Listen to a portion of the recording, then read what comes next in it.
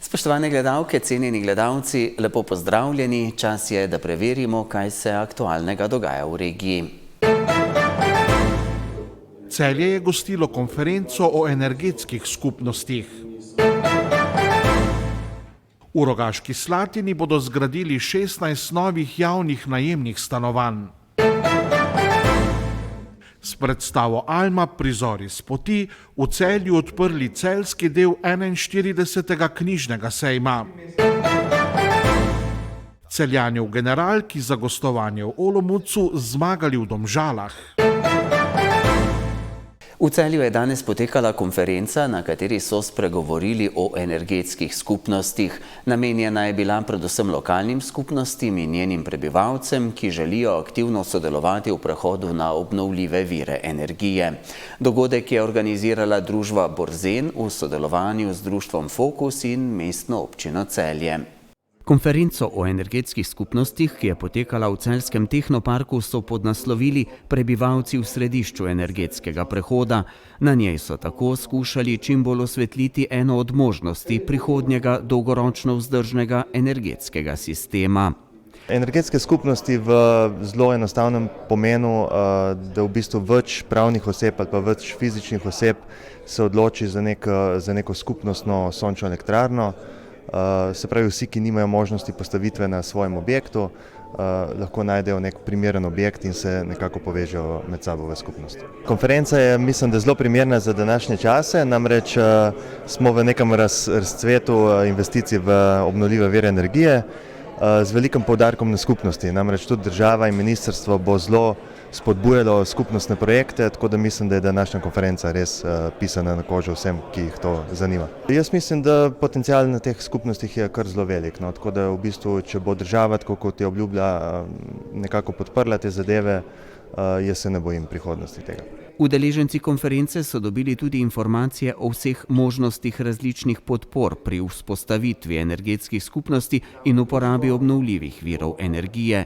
Povečanje energetske učinkovitosti in zmanjšanje porabe energije sta namreč nujna koraka na poti do trajnostne družbe. Zaenkrat smo v Sloveniji bolj na začetku, nekako okrog 10 takih energetskih skupnosti oziroma energetskih zadrug imamo, ki so vzpostavile dva modela delovanja. Eno je skupnostna samooskrba iz sončnih elektrarn, drugo je pa recimo daljinsko ogrevanje iz lesno biomaso. Pri prvem je energetska zadruga Zeleni Hrastnik najbolj znan primer, pri drugem pa recimo lesna zadruga Loški Potok. Skratka, potenciali so zelo veliki, tudi v praksi so se udejanjili.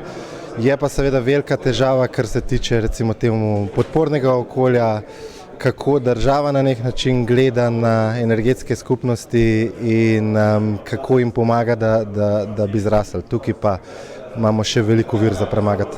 Kot še dodaja, energetske skupnosti omogočajo nižje stroške, manjšo odvisnost od nihanj na trgu, predvsem pa koristi ostanejo v lokalnem okolju, kar lahko pomaga tudi v prizadevanjih za odpravo energetske revščine. To je ključna prednost, da se po eni strani kombinirajo družbene in okoljske koristi in to je tisto, kar recimo tudi v tujini se kaže kot neka zelo velika dobitna kombinacija. Je pa jasno, da pot ni lahka in da imamo seveda tudi po eni strani prej ste imeli ovire, po drugi pa tudi, če tako rečem, neke nasprotnike in bomo seveda se trudili, da čim več ljudi angažiramo v to zgodbo energetskih skupnosti. Konferenco je podprla tudi mestna občina Celje, kjer prav tako že tečejo aktivnosti za vzpostavitev prve celjske energetske skupnosti. V Celju se ustanavlja prva energetska skupnost Celje, v katero je vključeno 11 javnih stavb, v okviru katere se izvaja 1,4 MW nazivne moči. S to energijo bomo oskrbovali 40 javnih stavb, 54 merilnih mest, kjer bomo dejansko nekje javnim zavodom prepolovili stroške za električno energijo. Nadejamo se, da bo dejansko v funkcijo zaživela s 1.1.2026. Elektrarne so že postavljene, dejansko gre za objekte vzgoje in izobraževanja, zdravstveni dom, štadion, dejansko bazen in ostale stavbe v mestu. Tako da na podlagi tega si nadejamo letno okoli 200 000 € prihranka v samem proračunu in dejansko s takimi projekti želimo nadaljevati. Vključeni smo v okviru Evropske pobude za mesta v projekt Magnet. V tem projektu naslavljamo energetske skupnosti naprej, kjer želimo nasloviti tudi energetske skupnosti za industrijo in pa za občane. Kot smo lahko slišali, pa je zanimanje za vzpostavitev energetskih skupnosti precejšnje in zagotovo jih bo v prihodnosti precej več kot danes. V Rogaški Slatini bodo zgradili 16 novih javnih najemnih stanovanj, ki jih bo Stanovanjski sklad Republike Slovenije zgradil ob Soteljski cesti. Ostale 3 parcele bodo ponudili na trgu za gradnjo 48 tržnih stanovanj. Rogaška Slatina je sicer občina, ki ima stanovanjsko področje urejeno bolje od slovenskega povprečja, po zaključku gradnje pa bo Državni stanovanjski sklad občini v upravljanje predal še 16 novih stanovanj. Lahko rečem, da imamo v občini 189 javnih najemnih stanovanj, od tega je 177 torej javnih najemnih ali še malo drugače neprofitnih in 12 oskrbovanih stanovanj. Od teh 189 je 139 stanovanj v lasti občine in pa 50 stanovanj v lasti Stanovanjskega sklada Republike Slovenije. Fond stanovanj bo tako v prihodnosti presegel število 200. Trenutno stanje na področju neke vrste potreb ali povpraševanja pa zgleda takole. Torej, mi imamo prednostno listo staro slabi 2 leti, na katere je bilo uvrščenih 27 upravičencev. Do danes smo jih realizirali 24 oziroma 23, 4 pa so še na čakalni listi. Trenutno pa izvajamo vzdrževalna in obnovitvena dela na 14 stanovanjih v lasti občine. Stavbi s 16 neprofitnimi stanovanji se bodo ob Soteljski cesti pridružile še 3, vsaka s po 16 stanovanji, a v tem primeru tržnimi. Za izgradnjo enega objekta s tržnimi stanovanji smo objavili že javni razpis in želimo realizirati v letošnjem letu. Za izgradnjo preostalih 2 objektov z namenom izgradnje tržnih stanovanj pa nameravamo objaviti razpis v začetku prihodnjega leta. Uspešnost slatinske stanovanjske politike so prepoznali tudi v Državnem stanovanjskem skladu. V Rogaški dejansko so javna najemna stanovanja nekje na povprečju Evrope 8%. Celotna Slovenija je pa trenutno na slabe 4%. Torej, definitivno se tukaj kaže na, to se pravi, zelo dobro delo v preteklosti in pa bi si upal reči še boljše v sedanjosti. Namreč ob vseh velikopoteznih napovedih politike je le redko katera občina sistemsko pristopila k reševanju stanovanjske problematike, ki se začne pri zagotavljanju zemljišč. Ravno pri zemljiščih se, tudi zaradi količine potrebnega dela, rado zatakne. Lahko le rečem, da smo kar se precej trudili v zadnjih 3 letih, da smo usposobili ta stavbna zemljišča, namreč sprejemanje prostorskega akta in upoštevanje dokaj zahtevnih soglasodajalcev nam je vzelo in čas in denar, pa vendar v komunalno opremo stavbnega zemljišča, vključno z nakupom zemljišča, izdelavo projektne dokumentacije za komunalno opremo in za izvedbo postopka sprejemanja prostorskega akta smo vložili 800 000 evrov. Kljub visokim stroškom je to eden boljših načinov zagotavljanja stanovanj. Ravno ta primer, ko je občina odkupila zemljišče, ga pripravila, zagotovila vse potrebno, kar se tiče komunale, tako za tržno kot za javno gradnjo, je, si upam reči, primer najboljše prakse. Podobno je pristopila občina Pivka, še prej se je tega lotila občina Slovenj Gradec pred leti in ravno to dokazuje, da primerna zemljiška politika sama po sebi že nekako pripelje do pravih rešitev. Pogodba je tako podpisana, Rogaška Slatina pa bo svojo prednost na stanovanjskem področju pred drugimi občinami kmalu še povečala. S predstavo ljubiteljskega gledališča Petra Simonitija Alma, prizori s poti so v Narodnem domu v Celju odprli celjski del prireditev v okviru 41. slovenskega knjižnega sejma, ki bo do 30. novembra potekal v Ljubljani in Celju, ki je letos mesto v gosteh. Gledališče Petra Simonitija Celje v sodelovanju z Univerzo za tretje življenjsko obdobje Osrednje knjižnice Celje pripravilo gledališko predstavo, ki pod naslovom Alma K. Prizori s poti predstavi potovanje okoli sveta naše znane in imenitne Celjanke, svetovne popotnice in pisateljice Alme Maksimilijane Karlin.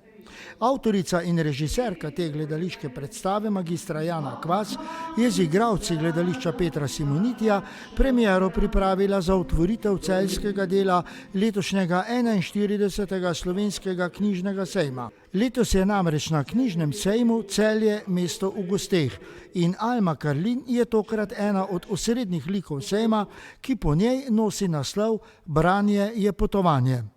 Predstava je bila v Celjskem narodnem domu 24. novembra na dan, ko je točno pred 100 leti, torej 1919. leta, Alma Karlin iz Celja odpotovala na svojo 8-letno pot okoli sveta.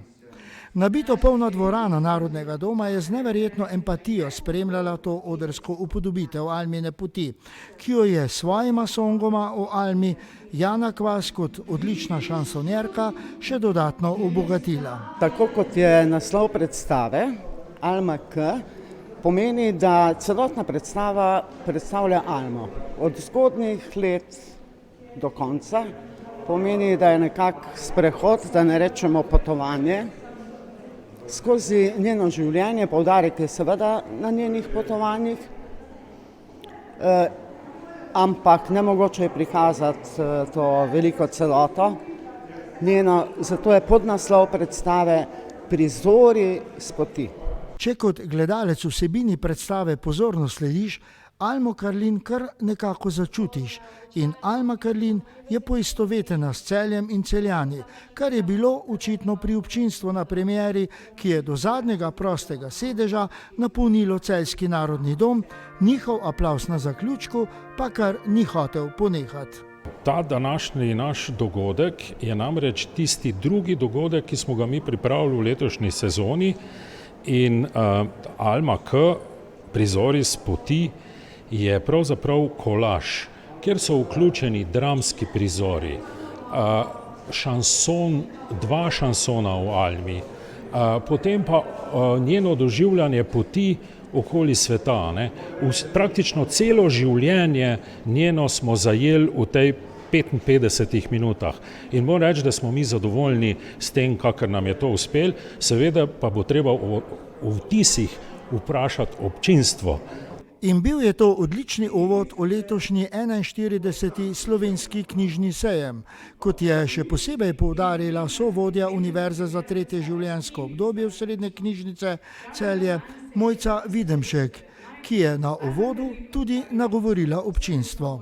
Danes se v Celju začenja uvodni dogodek v 41. slovenski knjižni sejem, ki je letos za Osrednjo knjižnico Celje, predvsem mesto Celje, res nekaj posebnega, saj je Celje mesto v gosteh.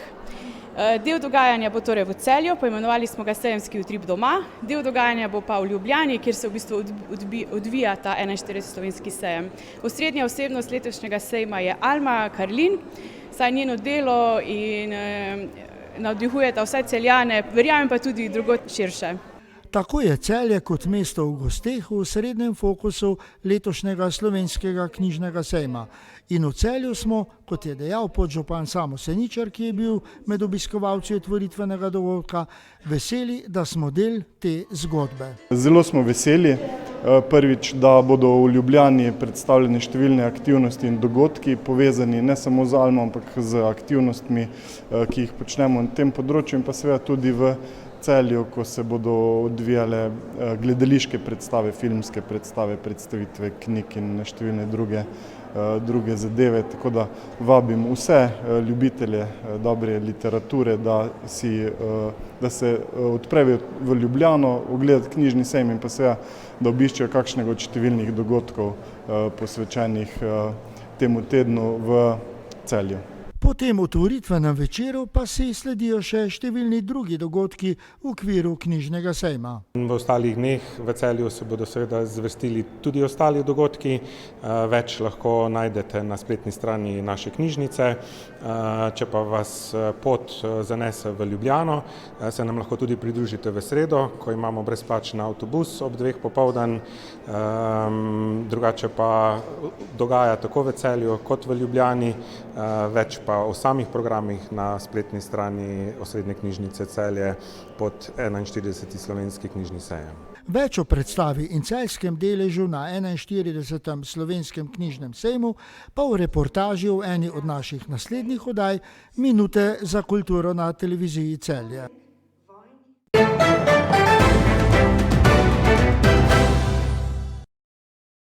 Nogometaši Celja so odpotovali na Češko, kjer jih jutri ob 18:45 čaka tekma 4. kroga skupinskega dela konferenčne lige proti Sigmi.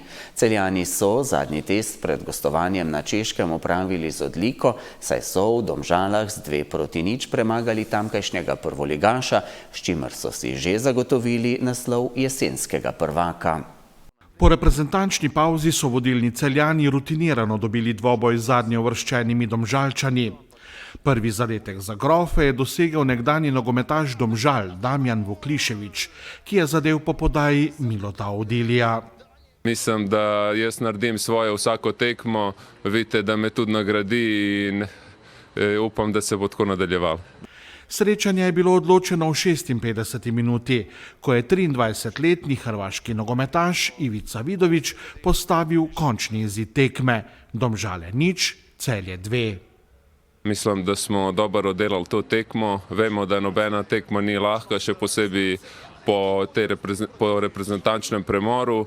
Mislim, da smo vse držali v svojih rokah, nasprotniku nismo dovolili skoraj nič in zmaga je popolnoma zaslužena. Prejšnja sezona nas je veliko naučila, da so te pod narekovaji manjše tekme še bolj pomembne kot neke večje in tudi se odraža ekipno, da zelo dobro zgledamo in da tekmo oddelamo tako, kot moramo. Večkrat sem že poudaril, da moramo spoštovati vsakega tekmeca. Igrati moramo po naših pravilih, ne glede na stanje igrišča, ter ne glede na to, da na nekaterih tekmah nasprotnik preprosto čaka na nas. Danes smo proti takšnemu načinu igre nekoliko zamujali. Tudi Zelenica danes ni bila ravno v idealnem stanju. Razlika med dobrim in povprečnim moštvom je v tem, kako hitro je sposobno igrati. To je pomembno zlasti na tekmah, ko je potrebno prebiti nasprotnikovo obrambno linijo. Danes v tem zaradi Zelenice, pa tudi zaradi tekmeca nismo bili najboljši. Minute smo ponudili tudi igralcem, ki v tej sezoni igrajo nekoliko manj. Sezona bo dolga in potrebovali bomo vse razpoložljive moči. Zadovoljen sem s 3 točkami, naša igra pa mora biti boljša. Celjani imajo 2 kroga pred koncem jesenskega dela državnega prvenstva, 11 točk prednosti pred najbližjim zasledovalcem Mariborom. Njihov naslednji tekmec bo Koper, ki bo v Knežjem mestu gostoval v nedeljo 30. novembra. Predstavniki 34 klubov, ki so včlanjeni v Športno zvezo Celje, so se na celjski Špici udeležili redne letne skupščine zveze. Na njej so soglasno potrdili vsa poročila o delu zveze v preteklem letu, seznanili pa so se tudi s spremembami, ki se obetajo pri uporabi športnih objektov, s katerimi upravlja družba ZPO. Ja, pravzaprav smo veseli, da smo bili sklepčni že takoj, kar pomeni, da je bilo več kot polovica prisotnih klubih. To je znak, da Športna zveza dobiva pomen, ki bi ga ne imela, da združuje klube, da klubi enotno nastopamo z svojimi željami in z svojimi zadevami povezanimi z športom v Celju.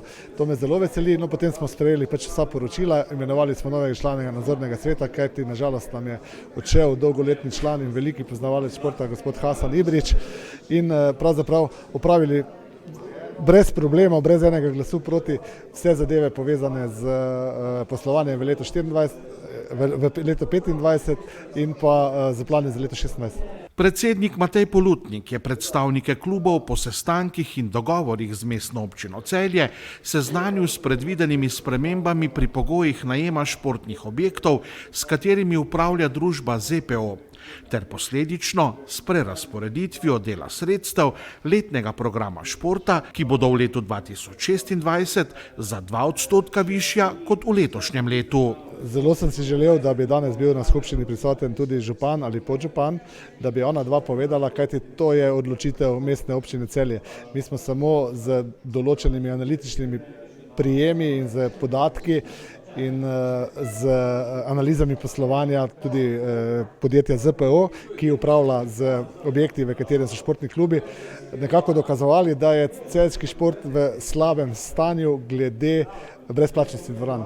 Torej moram reči, da smo se danes z predstavniki mestne občine Celje, pravzaprav županom in podžupanom in pa skupaj z 4 člani izvršnega odbora Športne zveze Celje dogovorili, da bodo imeli športni klubi, ki so v objektih ZPO-ja v letu 2026 objekte po simbolični ceni, da bodo nekatere tekme, kjer bo veliko gledalcev, še dvorano plačevali, da bodo imeli še vedno seveda plačilo za objekte, ki niso povezani s športom, se pravi pisarne in ostale stvari, in pa da se bo potem sprostil del sredstev, ki je šel za dvorane teh 16-17 klubov, ki so v objektih ZPO-ja, za klube, ki niso v objektih ZPO-ja, to je seveda večina klubov, vse je na razpisih prijavi 70, tukaj je samo 16 ali 17 in da bi tja bilo predstavljenih približno 150 do 200 tisoč evrov, bolj proti 200 kot proti 150.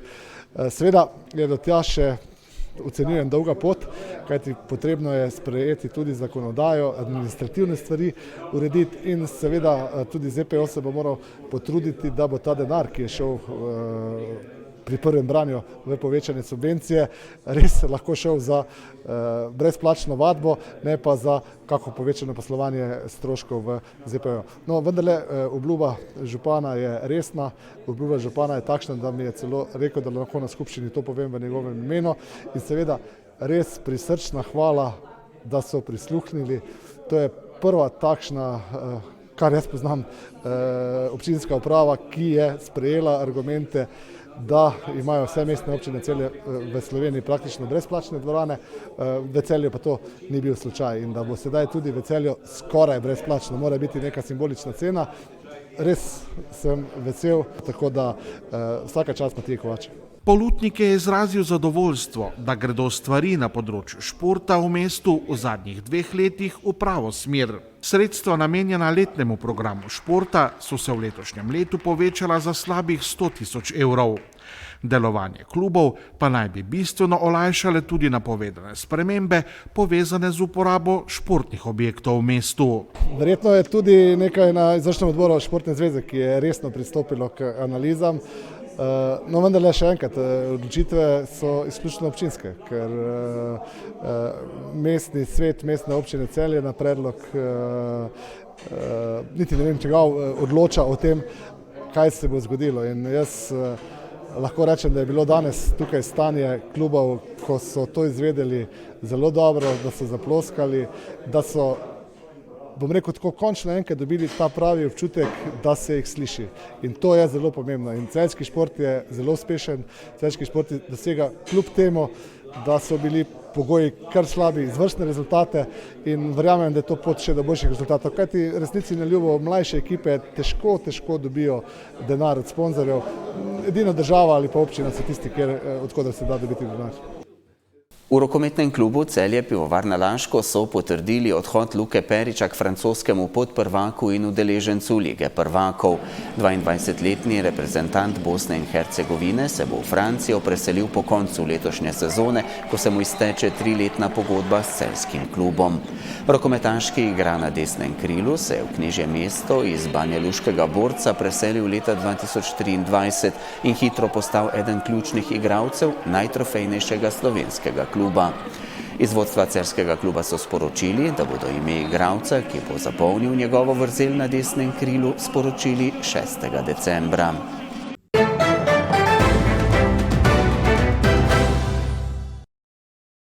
Jutri bo delno jasno z občasno zmerno oblačnostjo. Zjutraj bo ponekod po kotlinah kratkotrajna megla. Čez dan bo pihal severovzhodni veter, na Primorskem šibka do zmerna burja.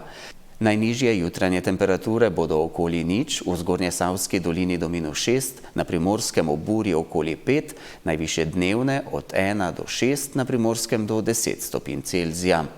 V petek in v soboto bo največ sonca na Primorskem, v notranjosti pa bo občasno nekaj več oblačnosti. Ponekod po nižinah bo zjutraj megleno. Burja na Primorskem bo postopno slabela.